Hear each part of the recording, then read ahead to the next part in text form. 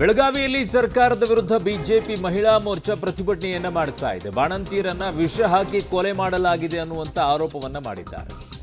ಆಳುವ ಸರ್ಕಾರ ಮಾಡಿರುವ ಹತ್ಯೆಗಳಿವು ಅಂತ ಅವರ ವ್ಯಾಖ್ಯಾನ. ಇಬ್ಬರು ಸಚಿವರನ್ನ ವಜಾ ಮಾಡಬೇಕು ಅಂತ ಸಿಟಿ ರವಿಯವರು ಆಗ್ರಹಿಸಿದ್ದಾರೆ. ಈ ಸಾವಿಗೆ ಕಾಂಗ್ರೆಸ್ ಸರ್ಕಾರದ ಹುಚ್ಚಾಸ್ಪತ್ರೆ ಕಾರಣ ಅಂತ ಹೇಳಿದ್ದಾರೆ. ಹುಚ್ಚಾಸ್ಪತ್ರೆಗೆ ಸಿದ್ದರಾಮಯ್ಯ ದೊಡ್ಡ ಡಾಕ್ಟರ್ ಅಂತ ರವಿಕುಮಾರ್ ಅವರು ಆರೋಪವನ್ನು ಮಾಡಿದ್ದಾರೆ. ರಾಜ್ಯದಲ್ಲಿ ಬಾಣಂತಿಯರ ಸರಣಿ ಸಾವು ಪ್ರಕರಣಕ್ಕೆ ಸಂಬಂಧಪಟ್ಟಂತೆ ಈಗ ಬೆಳಗಾವಿಯಲ್ಲಿ ಸರ್ಕಾರದ ವಿರುದ್ಧ ಬಿಜೆಪಿಯ ಮಹಿಳಾ ಮೋರ್ಚಾ ಪ್ರತಿಭಟನೆಯನ್ನ ಮಾಡಿದೆ. ಅದರಲ್ಲಿ ನಾಯಕರು ಮಾತನಾಡಿದರೆ ಸರ್ಕಾರದ ವಿರುದ್ಧ ಆಕ್ರೋಶವನ್ನು ಹೊರಹಾಕಿದ್ದಾರೆ. ಮತ್ತು ಆಘಾತ ಆಗಿದ್ದೇನು ಅಂದ್ರೆ, ಈ ಸಾವು ಆಕಸ್ಮಿಕವಾದ ಸಾವುಗಳಲ್ಲ. ಈ ಸಾವು ಯಾರೋ ಒಬ್ಬ ವೈದ್ಯರ ನಿರ್ಲಕ್ಷ್ಯದಿಂದ ಆದ ಸಾವುಗಳು ಅಲ್ಲ.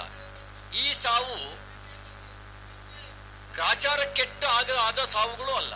ಈ ಸಾವು ಆಳುವ ಸರ್ಕಾರದ ನಿರ್ಲಕ್ಷ್ಯದ ಪರಿಣಾಮದಿಂದ, ಅಂದ್ರೆ ಈಗ ಸಪ್ಲೈ ಮಾಡಿದ್ದಾರೆ ಅಂತ ಹೇಳಿದ್ರೆ ಇದಕ್ಕೂ ವಿಷ ಹಾಕಿ ಕೊಲ್ಲೋದಕ್ಕೂ ವ್ಯತ್ಯಾಸ ಏನಿದೆ?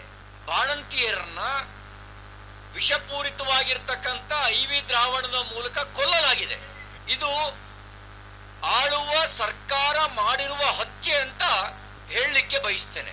ಬಂಗಾ ಫಾರ್ಮಾಸ್ಯೂಟಿಕಲ್ ಕಂಪನಿಗೂ ಇಲ್ಲಿ ಈ ಸರ್ಕಾರಕ್ಕೂ ಏನ್ ಸಂಬಂಧ? ಬ್ಯಾಚ್ ಸರಿ ಇಲ್ಲ ಅಂತ ಲ್ಯಾಬ್ ರಿಪೋರ್ಟ್ ಬಂದ ಮೇಲೂ ಕೂಡ ಯಾಕೆ ಹಾಸ್ಪಿಟ್ಲ್ಗಳಿಗೆ ಸಪ್ಲೈ ಮಾಡಿದ್ರು?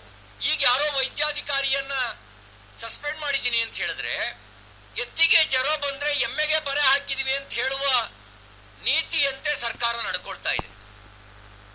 ನೀವು ಸಸ್ಪೆಂಡ್ ಮಾಡಬೇಕಾಗಿತ್ತು, ಸರ್ಕಾರದಿಂದ ವಜಾ ಮಾಡಬೇಕಾಗಿತ್ತು.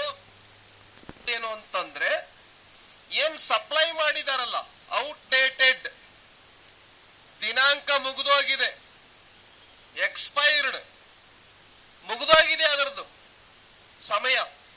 ಅಂತ ಮೆಡಿಸಿನ್ ಅನ್ನ ಮಹಿಳೆಯರಿಗೆ ಕೊಟ್ಟಿದ್ದಾರೆ. ಪರಿಣಾಮವಾಗಿ ಮಹಿಳೆಯರು ತೀರ್ಕೊಂಡಿದ್ದಾರೆ.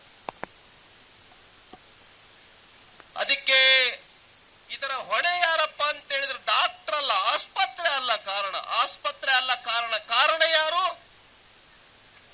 ಒಂದು ಹುಚ್ಚಾಸ್ಪತ್ರೆ ಇದೆ. ಅದು ಯಾವ್ದಪ್ಪ ಅಂತ ಹೇಳಿದ್ರೆ ಈ ಕಾಂಗ್ರೆಸ್ ಸರ್ಕಾರ. ಒಂದು ದೊಡ್ಡ ಹುಚ್ಚಾಸ್ಪತ್ರೆ ಕರ್ನಾಟಕ ರಾಜ್ಯದಲ್ಲಿ. ಈ ದೊಡ್ಡ ಹುಚ್ಚಾಸ್ಪತ್ರೆ ಏನಿದೆ ನಮ್ಮ ಸಿದ್ದರಾಮಯ್ಯ